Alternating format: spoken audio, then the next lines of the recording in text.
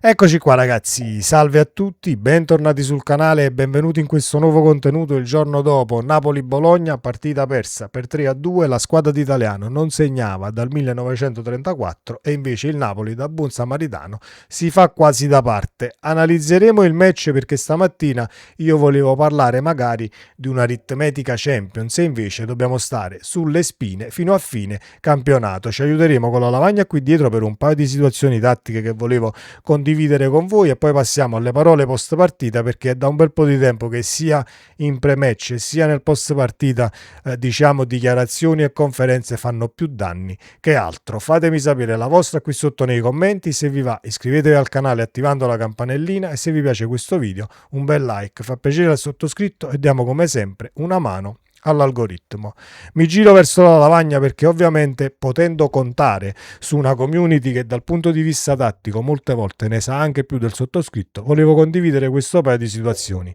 Prendiamo il gol di Bernardeschi, benissimo, lo prendi il gol, approccio sbagliatissimo, stai dormendo, lo lasci solo, il tiro che poi ma Savic la poteva prendere, non la poteva prendere, arriva anche il tiro che poi va a finire all'incrocio subito dopo, da qui segna Bernardeschi, ma la difesa del Napoli, la linea di difesa quando l'avversario è in area di rigore è qui. Nessuno che ci esce, nessuno che va a disturbare l'eventuale tiratore avversario, quindi diciamo che diventa complicato anche per il portiere leggerla tutta la porta, perché dal punto di vista tecnico dagli 11, 12, 13, 15 metri che siano, non serve né Maradona né Messi né Cristiano Ronaldo per azzeccare lo specchio della porta. Devi fare in modo che l'avversario comunque venga messo in difficoltà o quanto più in difficoltà possibile prima di calciare. Prendiamo il gol di Bernardeschi, l'incrocio del Bologna, arriva poi il calcio di rigore dove tu dal punto di vista comunque difensivo stai dormendo e dal punto di vista della paura, ma ci arriviamo alla paura perché in relazione alla conferenza stampa, dal punto di vista della paura comunque non riesci a sovrastare il tuo diretto avversario. Detto questo, una situazione tattica che volevo condividere con voi dal punto di vista della proposta in avanti è questa. Attaccavamo ovviamente dall'altra parte, ma per praticità lo facciamo da questa. Gutierrez prende palla qui, scarica Allison che sta qui, poi Gutierrez pian piano, camminando, Gutierrez se ne va e arriva verso, la zona dove milita la punta del Napoli, quasi per andare a raddoppiare la situazione con Højlund per cercare di stanare le marcature, credo, solo che il pallone qui non ci arriva mai, perché questo pallone va da Allison fa ovviamente 1 contro 1, cerca di districarsi, torna qui, andiamo a destra la prende Politano, torni di qui, Politano si accentra, non si riesce a sfondare ed è successo un paio di volte, pallone qui, dove poi se ti manca l'aggancio dell'eventuale centrocampista mandi l'avversario in porta. Non è successo ieri solo per demeriti ovviamente del Bologna, perché non hai recuperato un bel niente. Il Bologna un paio di volte si è incartato e quindi potevi anche subire un passivo diverso nel primo tempo, che poi chiudi 2-1 con Di Lorenzo che accorcia le distanze con un triangolo che si chiude. Højlund, calciatore del Bologna, Højlund fa una sponda maldestra, sbatte sul piede del calciatore del Bologna, torna la palla ovviamente a Di Lorenzo, ci troviamo davanti al portiere e pareggiamo la partita. Rientri nel secondo tempo, benissimo, pareggi la partita, fai 12 minuti di forcing e poi se non puoi vincere non devi nemmeno perdere. E ci riportiamo alla conferenza stampa post match e alla paura, ma ci arriviamo. Ovviamente la conferenza stampa post partita inizia così: dopo un primo tempo brutto, la reazione: il primo tempo non è stato brutto, e già qui non siamo d'accordo. Ma se poi siamo andati sotto 0-2 vuol dire che siamo stati mancanti in qualche cosa. 10° rigore subito in stagione, dobbiamo fare delle riflessioni, abbiamo avuto la forza di rialzarci e di giocare la partita, l'abbiamo rimessa in piedi contro una buonissima squadra, avevamo voglia e l'energia di vincerla, abbiamo provato a spingere. È logico che rischiavamo ripartenze, ma non ricordo episodi che potessero sancire la sconfitta. Siamo stati bravi a non farli mai ripartire, è un gol che fa male nel finale, dico sempre che se non puoi vincere non devi perdere. La partita non mi è dispiaciuta, piaciuta, la sconfitta ci riporta con i piedi per terra, dobbiamo fare i 3 punti per la Champions e poi vedremo come finiremo in classifica. Secondo o quarto non fa differenza, ce l'aveva già detto il mister e comunque lo sappiamo che la pensa così, io non la penso assolutamente come il mister. E poi già, se non puoi vincerla, non devi perdere, diciamo, rincasando nella tua metà campo, ti porta in quella condizione che prima o poi il gol lo prendi, perché io arrivo da avversario nella tua metà campo, tu mi dai campo e io comunque bene o male, se riesco ad arrivare in area qualcosina di preoccupante, diciamo, la creo e arriva il gol, ma per lo stesso sistema come hai preso il gol di Bernardeschi, dinamiche diverse, ma se la linea di difesa è qui, ma a volte anche dietro la linea dell'area piccola, Rowe da solo, comunque grande gol, gesto tecnico, ma era completamente solo, nessuno che se lo va a prendere, eravamo in 3 che potevamo uscire sul calciatore e quindi non è successo praticamente niente dal punto di vista difensivo e non porti a casa niente. 3 punti che vanno ovviamente al Bologna, che è un attimo che vado a riprendere le ultime partite. Bologna-Lecce 2-0 il 12 aprile, poi prende 4 mappine senza segnarne dall'Aston Villa, 2-0 contro la Juventus, 2-0 sconfitto contro la Roma, 0-0 con il Cagliari, quindi non segnavi da un bel po'. E il Napoli invece, come ho detto prima, da buon samaritano ti ha steso il tappeto rosso e hai fatto ciò che volevi. Detto questo, hai mai avuto la squadra che aveva pensato a disposizione? Siamo partiti con l'inizio della stagione dove abbiamo cercato di far giocare i migliori, poi ci sono stati infortuni seri per mesi e ci hanno privato di calciatori importanti come Neres, sempre la stessa situazione. Era forse nel miglior momento da quando era a Napoli e poi si è fatto male da solo con la Lazio, fa parte del gioco, un allenatore deve essere sempre bravo a trovare una soluzione per non affondare. Benissimo, mi fermo qui.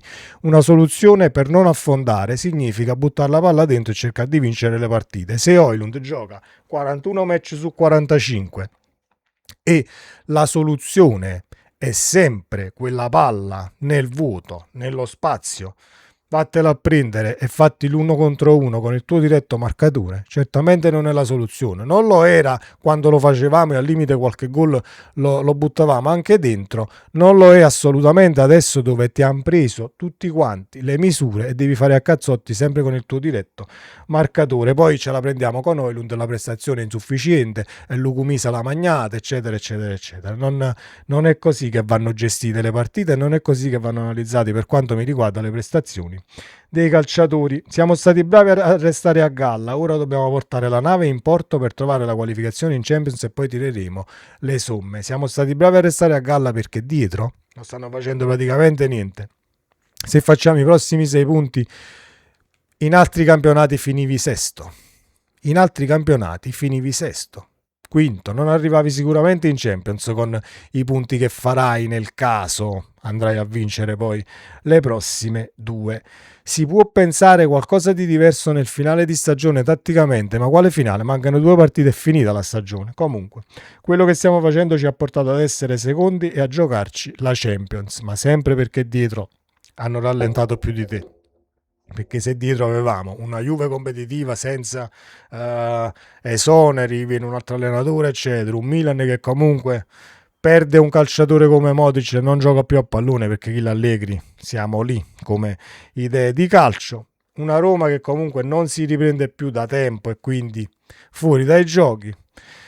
Se si mettono in sesto già queste 3 fai fatica ad arrivare, diciamo, tra le 4 in Champions con questo campionato e questi andazzi anche dal punto di vista numerico e dei punti, ma questo sarà solo il mio parere perché a quanto vedo problemi non ce ne sono in casa Napoli. L'anno prossimo Dio vede e provvede che tipo di disposizione tattica, quando le avrai tutte a disposizione puoi giocare 4-3-3, 4-4-2, puoi giocare come vuoi dal punto di vista dei moduli.